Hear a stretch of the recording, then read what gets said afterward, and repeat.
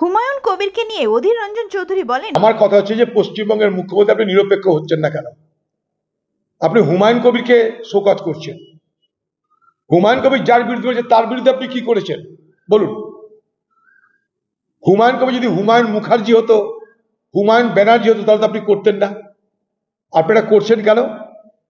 হিন্দু ভোটকে পকেটে পুরার জন্য। দেখো আমি হুমায়ুনকে ছাড়লাম না, অথচ এই মুখ্যমন্ত্রী মমতা ব্যানার্জি আজ যিনি নীতির কারণে আদর্শের কারণে হুমায়ুনকে শোকজ করছে, যখন হুমায়ুনের কথাই এই মুর্শিদাবাদ জেলার শক্তিপুরে দাঙ্গা হচ্ছে, যখন হুমায়ুন কবির বলছে 70% মুসলমান 30% হিন্দু, মনে করলে মুসলমানরা হিন্দুকে জলে ভাসিয়ে দিতে পারে, আপনি তো প্রোটেস্ট করেননি। কারণ তখন আপনার প্রয়োজন ছিল মুসলমান ভোট। উল্টে আপনার এই আইপ্যাক তারা হিন্দু এলাকায় গিয়ে প্রচার করেছে হিন্দুরা এক হও, হিন্দু এক হলে বিজেপি জিতবে, এই আইপ্যাকের প্রচার ছিল। এই আইপ্যাক প্রচার করেছে হিন্দুরা 48% বহরমপুর লোকসভায়, অথচ এটা মিথ্যা তথ্য। হিন্দুরা বহরমপুর লোকসভায় মাত্র 33 থেকে 34%।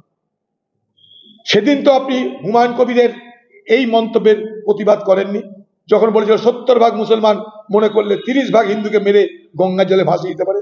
আপনি তো প্রোটেস্ট করেন। আমরা করেছি, সেদিনও করেছি, আজও করছি। এই দাঙ্গা আপনি লাগিয়েছিলেন আমাকে হারানোর জন্য। আপনি তো সেদিন ব্যবহার করেছিলেন হুমায়ুন কবিরকে, তার পরিচয় ছিল সে একটা মুসলমান এমএলএ, তাই তার কথাতে কাজে হবে, কাজও হয়েছে। কই হুমায়ুন কবিরকে তারপরে, তার আগে, তার মাঝে কখনো কি পার্টি শোকজ করেছিল? আজ কেন শোকজ করছে? হুমায়ুনের অপরাধটা কি আছে? আপনার ইশারার বাইরে কিছু হয়েছে? হুমায়ুন কবির যদি হুমায়ুন অধিকারী হতো, হুমায়ুন ব্যানার্জি হতো, আপনি এটা করতে পারতেন?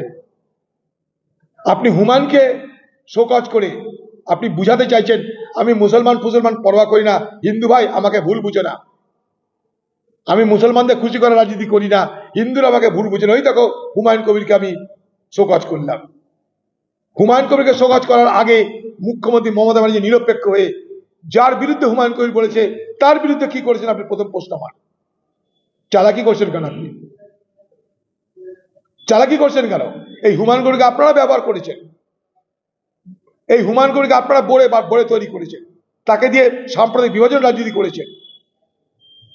আর আজ তার প্রয়োজন হয়তো ফুরিয়ে যাচ্ছে, তাই আপনি তাকে শোকজ করছেন।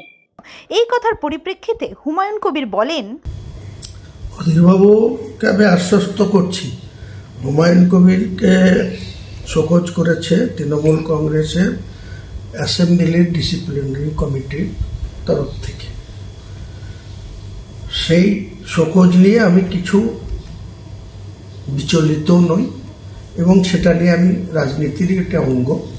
রাজনীতির ময়দানে টিকে থাকতে গেলে আপনার পলিটিক্যাল জীবনে অনেক উত্থান পতন, অনেক ভালো জায়গা আপনি পেয়েছেন, আবার অনেক সমালোচিত হয়েছেন, অনেক কেস খেতে হয়েছে, জেলে গিয়েছেন, এসব ভবিতব্য হয়ে গেছে। তো অধীরবাবু যেটা বলছেন, আমার বক্তব্য হচ্ছে যে তৃণমূল কংগ্রেস আমাকে শোকজ করেছে, তার কারণ কি কারণে শোকজ করেছে সেটা লিখিতভাবে দিয়েছেন, আমিও তার যথাযথ ডিসিপ্লিনারি কমিটির কাছে আমার উত্তর পাঠিয়ে দিয়েছি। এখনো কিন্তু কোনো শোকজের কি কারণে করেছে তার সঠিক কি ডিসিশন হবে সেটা তো এখনো হয়নি। কাজেই শোকজ করেছে বলেই যে গেল রব তুলছে না। এটা যদি ব্রাহ্মণ চ্যাটার্জি ব্যানার্জি মুখার্জি যদি কেউ হতো তাহলে কিন্তু শোকজ হতো না। আজকে হুমায়ুন বলেই শোকজটা খেতে হয়েছে, তাই বলছে। সেটা উনি বলছেন, সেটা হয়তো ওনার মনে হয়েছে যে এরকম হতো, কিন্তু কিছুদিন আগে দুজন বহিষ্কার হয়েছে, তার মধ্যে একটা ডক্টর শান্তনু সেন এবং একজন আরাবুল ইসলাম। তাহলে এখান থেকে ওনার ওই ইস্যুটা দপে থেকে না। শুভেন্দু অধিকারী বলছে যে আমার গায়ে টাচ করে দেখা হুমায়ুন, তখন বুঝবে ঠেলা। কোনো অসুবিধা নাই, হুমায়ুন কবির তার গায়ে টাচ করতে যাওয়ার কোনো স্বপ্নও দেখেনি, আর তাকে টাচ করার মতন আমার কোনো প্রয়োজনীয়তা নেই। হুমায়ুন কবিরের যে কমিউনিটিতে বিলং করে সেই কমিউনিটিকে আক্রমণ করা বন্ধ করুক, এবং যেটা 11 তারিখে বিধানসভার গেটের বাইরে বলেছে সেই জায়গাটা থেকে সরে আসুক। অ্যাপোলজিও চাইতে হবে না, কিন্তু ওই বক্তব্য থেকে তাকে সরে আসতে হবে, বক্তব্যটা উড্র করতে হবে। তাহলে শুভেন্দু অধিকারী সে অপোজিশন লিডার, সে বিরাট তাবড় লিডার, ঠিক আছে, 1956 ভোটে জিতে আমি 43,500 মার্জিনে বিজেপিকে হারিয়ে বিধানসভায় গিয়েছে। আমাকে সে চ্যাংদুলা করবে আর আমি তাকে ছেড়ে দেবো? ও তো যদি বলে টাচ করে দেখুক, আর আমিও বলছি বিধানসভায় আমি প্রতিদিন যাচ্ছি আসছি, তোমার যদি ক্ষমতা থাকে তুমি হুমায়ুন কবিরকে চ্যাংদুলা করে দেখাও, দেখি তোমার কত ক্ষমতা। বিজেপির জেলা সভাপতি তিনি বলেছেন যে 1 মাসের মধ্যে রেজিনগরে নিয়ে এসে হুমায়ুনকে রিসিভ করবে এবং সভা করবে মুর্শিদাবাদ জেলায়। যেদিন ডেট হবে আপনাদের মাধ্যমে ওই সরকারকে বলবেন আপনাদেরকে যেন জানিয়ে দেয়, আর আপনারা দয়া করে আমাকে একটু নলেজে দেবেন যে অমুক তারিখে অমুক সময় NH-34 টুয়ার্ডস নদিয়া থেকে মুর্শিদাবাদের উদ্দেশ্যে রেজিনগরের উপর দিয়ে আসবে, আর আমাদের মহামান্য জেলা সভাপতি বিজেপির নিয়ে ওনাকে রিসিভ করতে রেজিনগরে যাবে। আমি বলছি যে শুভেন্দুর গাড়ির মুভমেন্ট হতে দেব না, আর এ যদি যায় একে পাটের রশি দিয়ে বেঁধে গাড়ির পিছনে টচন করে ওকে টেনে নদিয়াতে দিয়ে আসবো, রানাঘাটে পৌঁছে দেব, কারণ রানাঘাটে বেশি বিজেপি আছে, সেখানে গিয়ে থাকবে। এখানে 10% ভোট নাই আর ফটর মারাবে, আমরা 44%, 55% ভোট আছে, আমার সাথে পাঙ্গাল দেবে?